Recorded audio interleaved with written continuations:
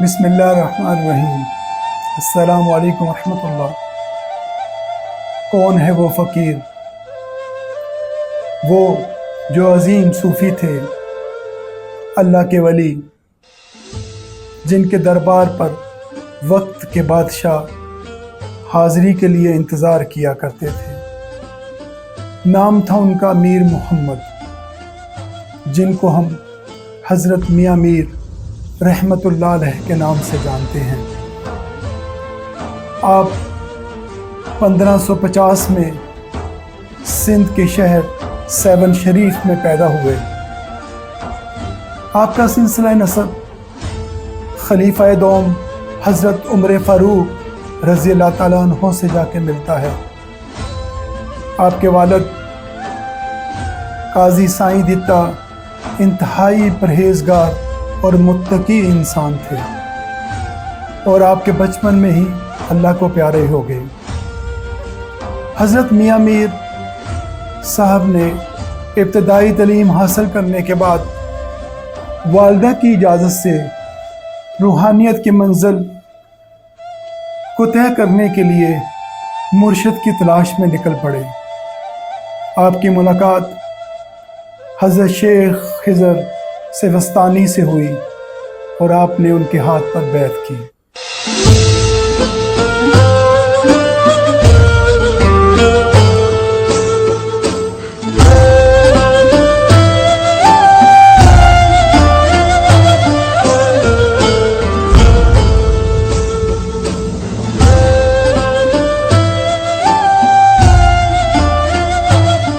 حضرت میاں میر صاحب شہرت سے بیزار تھے۔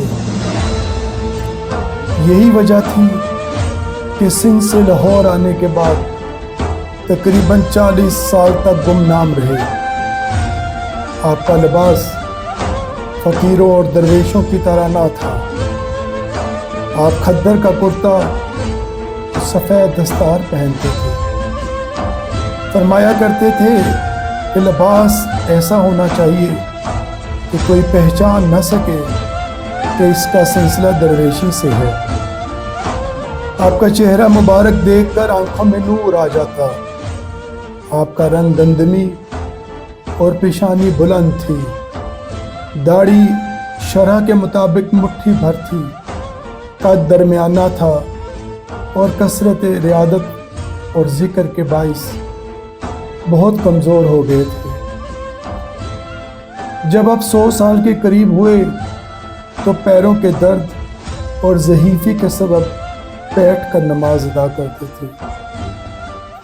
حضرت میاں میر سرکار وہ عظیم صوفی تھے کہ ان کے عقیدت مندوں میں مسلمانوں کے ساتھ ساتھ سکھوں کے 5ویں گرو ارجن دیو بھی شامل تھے۔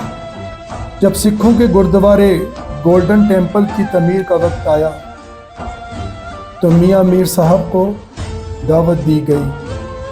آپ وہاں گئے اور آپ نے گولڈن ٹیمپل کی بنیاد رکھی۔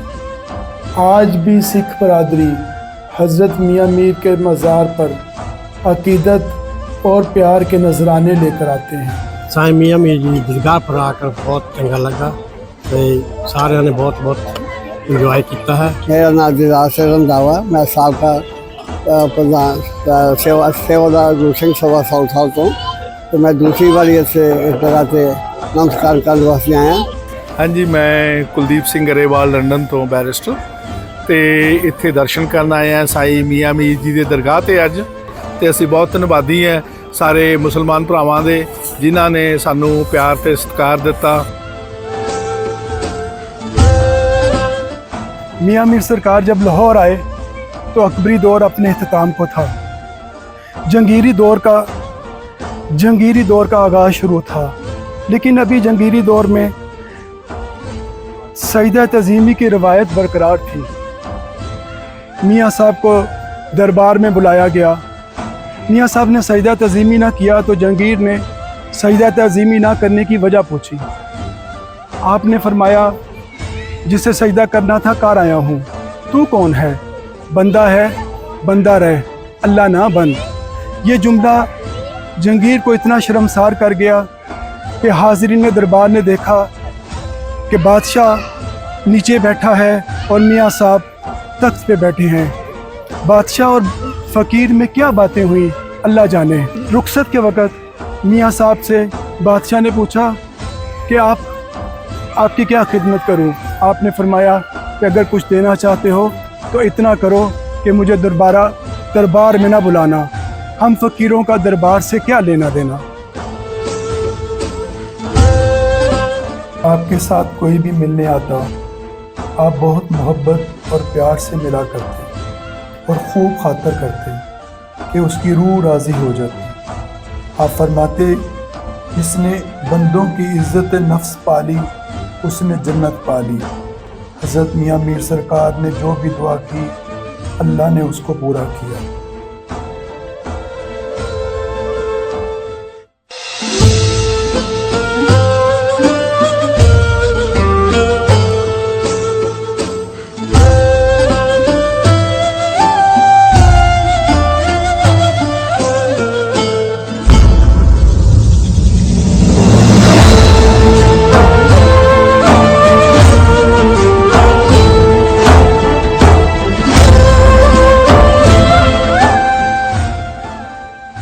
دارا شوکو نے حضرت میاں میر صاحب کا مقبرہ ایک وسیع احاطے کے درمیان میں سفید سنگ مرمر کے چبوترے پر بنوایا.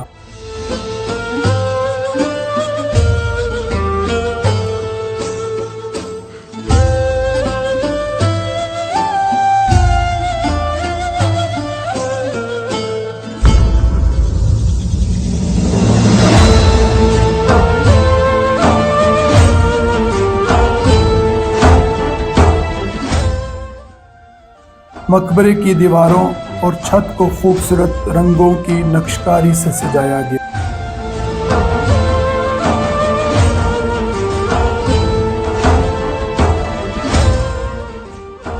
جو مغلوں کی شان و شوکت کی یاد دلاتی ہے. نہایت خوبصورت عمارت میں ایک بادشاہ نہیں بلکہ فقیر دفن ہے. اس دلوں کے بادشاہ اللہ کے ولی کے دربار پر ہر وقت رونق لگی رہتی ہے. کہیں کلام کے نذرانے پیش کیے جاتے ہیں. اللہ کی شراب نظر سے پلا دیا میں ایک گناہ گار کو صوفی بنا دیا.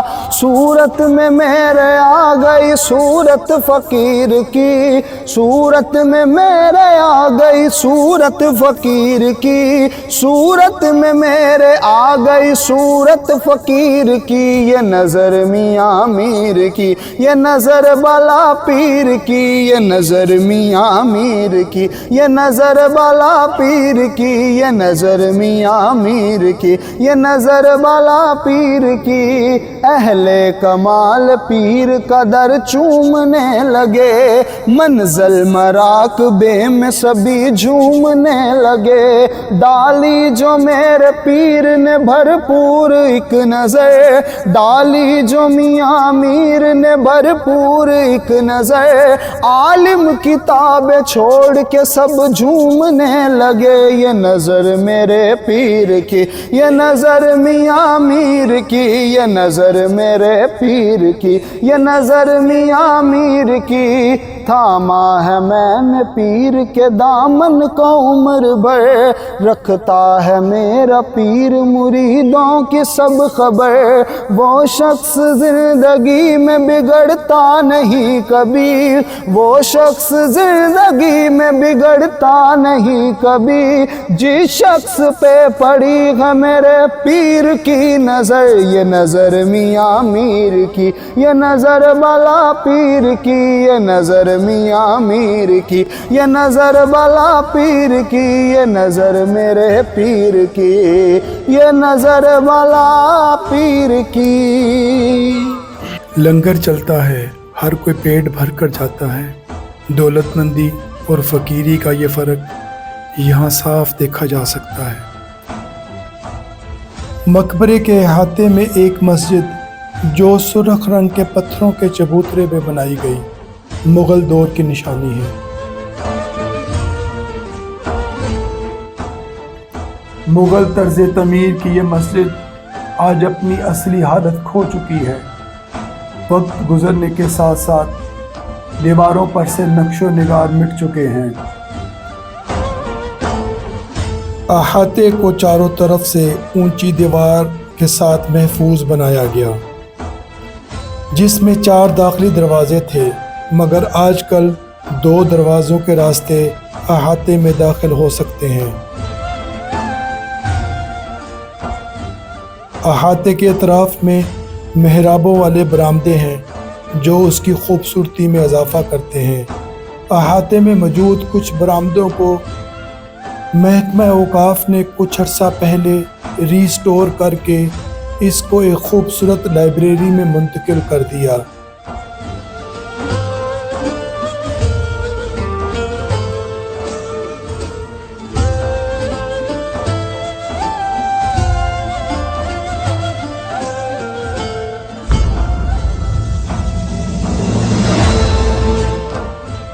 لکھوری اینٹوں کا استعمال دیکھ کر مغلوں کا زمانہ یاد آتا ہے۔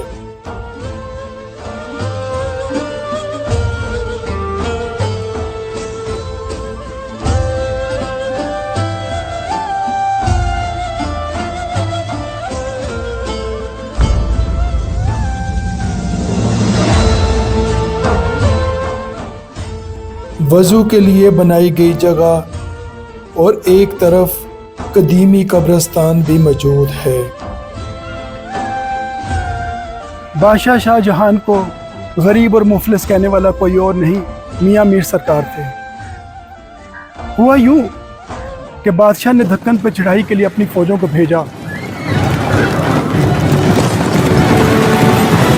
اور میاں صاحب کے پاس ایک سفیر کو بھیج دیا کہ دعا کریں کہ اللہ ہمیں کامیابی دے دے۔ میاں صاحب نے سارا کا سارا واقعہ سنا تو سفیر کو ایک کوڑی کا سکہ دیا اور کہا کہ بادشاہ کے ہاتھ میں رکھنا اور کہنا کہ تم سے زیادہ غریب اور مفلس کوئی نہیں، تمہارے پاس اتنی بڑی بادشاہت ہونے کے باوجود تم دھکن پہ چڑھائی کرتے ہو،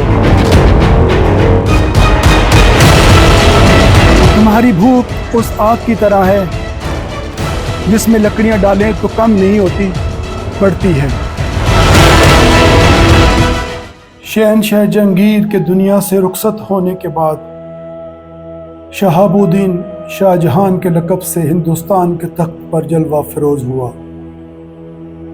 مغل شہنشاہ کے شب و روز آرام سے گزر رہے تھے کہ اچانک اس کا سب سے بڑا اور محبوب بیٹا دارا شکوہ بیمار ہو گیا۔ شاہی طبیبوں نے ابتدائی معائنے کے بعد کہا کہ پریشانی کی کوئی بات نہیں، یہ عام سا بخار ہے جو معمولی دعاؤں سے اتر جائے گا۔ شاہ جہان اور ملکہ ممتاز محل طبیبوں کی گفتگو سن کر مطمئن ہو گئے۔ علاج جاری رہا مگر دعاؤں سے کوئی فائدہ نہ ہوا، بلکہ مرض آہستہ آہستہ بڑھتا ہی رہا۔ بہترین سے بہترین دعائیں دی گئیں مگر بے اثر رہیں۔ شہزادے کا مرض روز بروز بڑھتا گیا، یہاں تک کہ ولی عہد بستر پر اٹھ کر بیٹھ بھی نہیں سکتا تھا۔ بادشاہ اور ملکہ کی نیندیں حرام ہو گئیں، وہ اپنے محبوب بیٹے کو ایک شمع کی طرح پگھلتے ہوئے دیکھ رہے تھے۔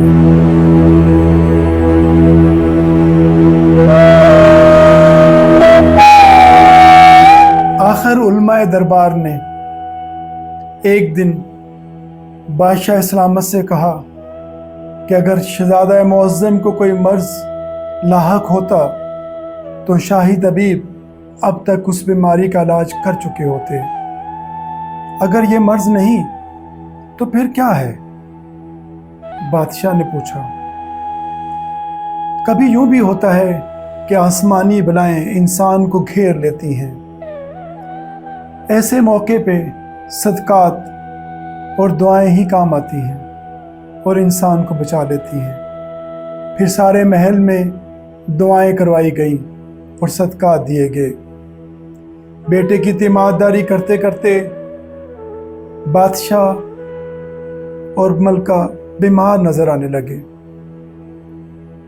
پھر ایک دن کسی مصاحب نے بادشاہ سے عرض کی، بادشاہ سلامت، ساری تدبیریں ہو چکی مگر کوئی فائدہ نہیں ہوا، اب ہمارے اختیار میں کچھ نہیں رہا۔ بادشاہ یہ سن کر رو پڑا، بولا کہ اگر کوئی حکیم، کوئی طبیب میرے بیٹے کا علاج کر دے تو میں یہ سلطنت اس کو بطور تحفے میں دینے کو تیار ہوں۔ مصاحب نے بادشاہ کو مشورہ دیتے ہوئے کہا کہ آپ ایک مرد مومن، ایک مرد فقیر سے رجوع کیوں نہیں کرتے، جسے نہ تو دولت کی ضرورت ہے اور نہ کسی عہدے کی طلب۔ وہ فقیر لاہور کے ایک سنسان گوشے میں رہتا ہے۔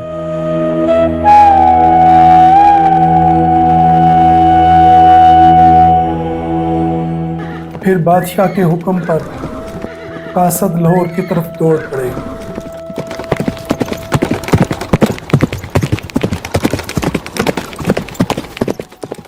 السلام علیکم ورحمۃ اللہ۔ جب شاہی قاصدوں کی میاں میر سرکار سے ملاقات ہوئی تو آپ نے فرمایا، تمہارے بادشاہ کو مجھ نکارہ سے کیا کام؟ شاہی سفیروں نے عرض کیا، ذل الہی کی خواہش ہے کہ آپ ایک نظر شہزادے کو دیکھ لیں۔ میں کوئی طبیب ہوں کہ کسی بیمار کو دیکھ لوں؟ میاں میر سرکار بولے۔ شاہی سفیروں نے بہت خوش آمد کی مگر اللہ کے ولی نے انکار کر دیا۔ پھر خادم کی درخواست پر درویش نے کہا کہ اگر بادشاہ سمجھتے ہیں کہ یہ عاجز کسی مرض کا علاج کر سکتا ہے تو انہیں لازم ہے کہ وہ بیمار کو یہاں لے آئیں۔ شاہی قاصد نے دہلی لوٹ کر بادشاہ کو درویش کا جواب سنا دیا۔ بادشاہ نے درباری طبیبوں سے مشورہ کیا۔ وہ بولے، ذل الہی، اتنا لمبا سفر شہزادے کی زندگی کے لیے خطرہ ہے۔ لیکن شاہ جہان اور ملکہ ممتاز نے یہ سوچ کر سفر کا فیصلہ کر لیا کہ اللہ نے دارا شکوہ کی موت مقدر میں لکھ دی ہے تو شاہی سہولتیں بھی اس کی سانسوں میں اضافہ نہیں کر سکتی۔ بادشاہ اور اس کی ملکہ ایک ڈھانچے کو لے کر میاں میر صاحب کی بارگاہ میں حاضر ہوئے۔ بادشاہ ایک عام آدمی کی طرح درویش کی خانگاہ میں داخل ہوا۔ خانگاہ کے ایک گوشے میں شہزادے کے پلنگ کو رکھ دیا گیا۔ حاضرین خانگاہ نے دیکھا کہ بادشاہ ایک فقیر کے سامنے بیٹھ گیا۔ میاں میر سرکار نے اپنی ذات کی نفی کرتے ہوئے کہا کہ بادشاہ، نہ تو میں کوئی طبیب ہوں اور نہ ہی روحانیت میں میرا اتنا مرتبہ، تو پھر تاجدار ہندوستان نے اتنا دشوار سفر کیوں اختیار کیا؟ بادشاہ نے نہایت عقیدت میں کہا کہ میں جانتا ہوں کہ آپ اللہ کے ولی اور مرد بے نیاز ہیں۔ اگر آپ کو دنیا کی ذرا بھی طلب ہوتی تو میرے ایک اشارے پہ دہلی چلے آتے۔ میاں صاحب کو بادشاہ کا یہ طرز کلام بڑا پسند آیا۔ میاں صاحب بولے، اللہ آپ کو اس کی جزا دے۔ یہ کہہ کر اٹھے، مٹی کے پیالے میں پانی بھرا اور شہزادے کے پلنگ کے پاس چلے گئے۔ بولے، اے جان بے قرار، ہمیں تو بڑے دنوں سے تیرا انتظار تھا، آئے ہو تو کس حال میں آئے ہو؟ یہ سن کے بادشاہ کی آنکھوں میں پانی آ گیا اور شہزادہ بھی رونے لگا۔ بولا، شیخ، میری تو یہ حالت ہے کہ میں اپنی مرضی سے کروٹ بھی نہیں لے سکتا۔ میاں صاحب بولے، شہزادے ہمت کرو۔ یہ کہہ کے ہلکا سا ہاتھ کا سہارا دیا اور حاضرین خانگاہ نے دیکھا کہ جو شہزادہ اپنی مرضی سے کروٹ بھی نہیں لے سکتا تھا وہ اٹھ کے پلنگ پہ بیٹھ گیا۔ آپ نے ایک ہاتھ शहजादे के सर पे रखा और दूसरे हाथ से पानी पिलाया। पानी के चंद घूंट शहजादे के जिस्म में गए तो उसको फील हुआ जैसे उसकी ज़िंदगी, उसे दोबारा ज़िंदगी मिल गई। उसके बेजान जिस्म में हरकत आ गई, उसकी बेजान जिस्म में जान आ गई। एक हफ्ते तक बादशाह मियाँ साहब की खानगाह में रहा, जहाँ उसको मामूली ग़िज़ाओं के साथ उसकी तवाज़ो की गई। बादशाह ने पुरशौक तरीके से उन ग़िज़ाओं को खाया। एक हफ्ते के बाद अल्लाह की कुदरत कि शहज़ादा इस तरह सेहतमंद हो गया जैसे कभी बीमार ही नहीं था। जाते वक्त बादशाह ने मियाँ मीर सरकार से पूछा कि मैं आपकी क्या खिदमत करूं। मियाँ साहब को तौइफ देने की कोशिश की। आपने कहा, बादशाह अगर कुछ देना चाहते हो तो मुझे तन्हा छोड़ दो। नजर मियाँ मीर की, ये नजर बाला पीर की, ये नजर मियाँ मीर की, ये नजर बाला पीर की, ये नजर मियाँ मीर की, ये नजर बाला। सेहतमंद होने के बाद शहजादा दाराशुको अक्सर हज़रत मियाँ मीर की खिदमत में हाजिर होकर आपसे फैज़ हासिल करता रहा। दाराशुको ने कई किताबें लिखी, उनमें से एक सफ़ीनतुल औलिया है, जिसमें हज़रत मियाँ मीर साहब की ज़िंदगी के मुतल्लिक़ लिखा। नजर बाला पीर की, ये नजर मियाँ मीर की, ये नजर। शेख अब्दुल वाहिद हज़रत मियाँ मीर लाहौरी के मरीज़ ख़ास थे। शेख अब्दुल वाहिद का बयान है कि एक दिन पीरो मुर्शद कामरान के बाग के सामने दरिया के किनारे लेटे हुए थे और मैं हज़रत शेख के पांव दबा रहा था, क्योंकि आपको जोड़ों के दर्द का आरिस लाहक था। मैंने इसी असना में एक बहुत बड़े काले सांप को अपनी तरफ आते हुए देखा। खौफ से मेरे चेहरे का रंग बदल गया। मेरी यह हालत देखकर शेख ने फरमाया, अब्दुल वाहिद क्या बात है? मैं तुम्हारे चेहरे पर खौफ और बेचैनी के आसार देख रहा हूँ। सैयदी, एक बड़ा काला सांप हमारी तरफ आ रहा है। चेहरे के साथ साथ मेरे लहजे से भी परेशानी का इजहार हो रहा था। हज़रत मियाँ मीर लाहौरी ने नहायत पुरसुकून लहजे में फरमाया, आने दो, इसे हम लोगों से कोई काम होगा। शेख अब्दुल वाहिद कहते हैं कि पीरो मुर्शद का अरशाद ग्रामी सुनकर खामोश हो गया, मगर इस खौफनाक जहरीले जानवर की दहशत मुझ पर तारी रही। सांप आहिस्ता आहिस्ता आगे बढ़ता रहा और हज़रत मियाँ मीर इत्मीनान से लेटे रहे। फिर जब वो सांप सामने आकर खड़ा हुआ तो पीरो मुर्शद उठकर बैठ गए। फिर मेरी आंखों ने अजीब मंजर देखा। सांप ने आगे बढ़कर अपना फन हज़रत मियाँ मीर के कदमों के करीब रख दिया। मुझे ऐसा लगा जैसे वो जहरीला जानवर एक मर्द खुदा के सामने अपनी अकीदत का इजहार कर रहा हो। फिर चंद लम्हों के बाद वो सांप सीधा हुआ और इसके मुंह से अजीब सी आवाज़ें निकलने लगी। हज़रत शेख का अंदाज़ नशिस्त ऐसा था जैसे आप हमतन गोश होकर सांप की गुफ्तगू सुन रहे हों। फिर जब सांप के मुंह से आवाज़ें निकलना बंद हुई तो हज़रत मियाँ मीर ने फरमाया, ठीक है, इसी तरह से ही। जैसे ही पीरो मुर्शद की ज़ुबान मुबारक से ये अल्फाज निकले, सांप अपनी जगह से उठा और इसने हज़रत मियाँ मीर रहमतुल्लाह अलैह के गिर्द 3 चक्कर लगाए और खामोशी के साथ चला गया। शेख अब्दुल वाहिद मुजस्समा हैरत बने बैठे थे।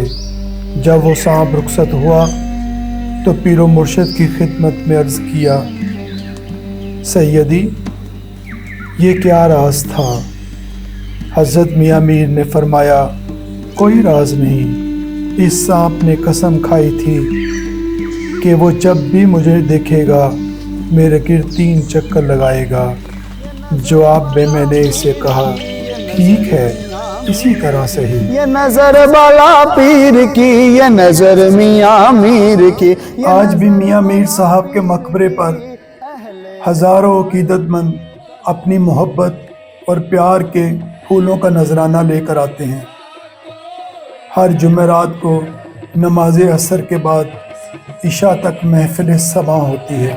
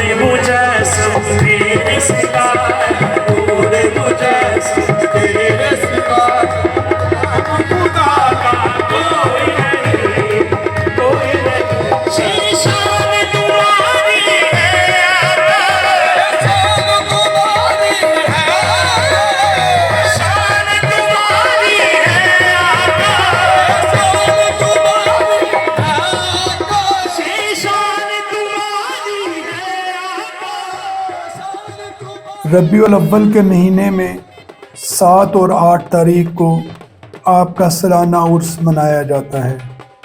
لاکھوں کی تعداد میں ملک بھر سے عقیدت مند آپ کے مقبرے پر حاضری کے لیے آتے ہیں۔ میلے کا سماع ہوتا ہے، کہیں ڈھول کی تاپ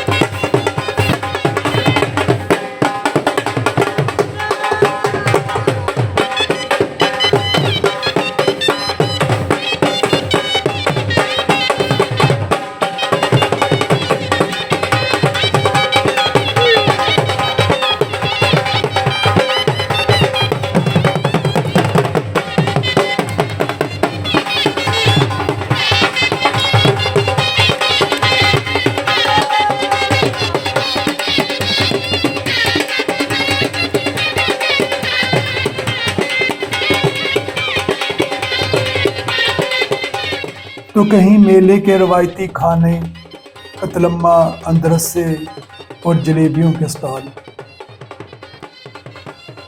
کہیں محبت کے دیے جلائے جاتے ہیں،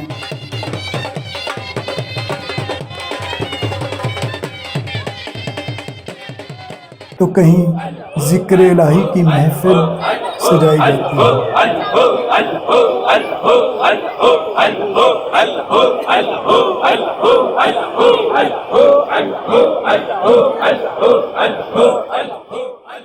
کہیں مرشد کو سلام کرنے کی تمنا،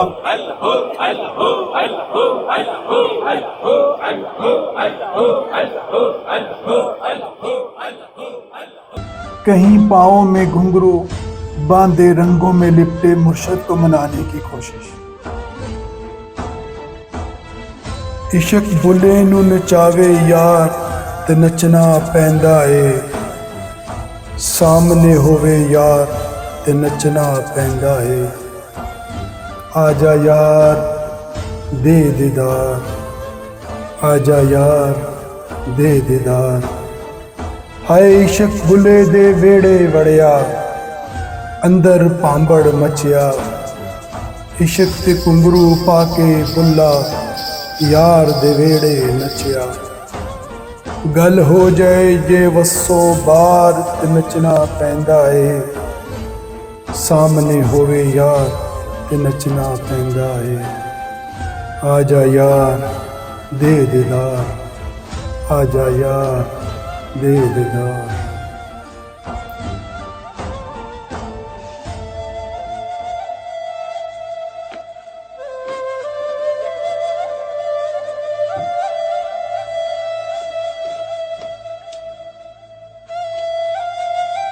جب صوفی کامل ہو جاتا ہے اور اس کا دل برے خیالات سے پاک ہو جاتا ہے تو اسے کوئی چیز نقصان نہیں پہنچا سکتی۔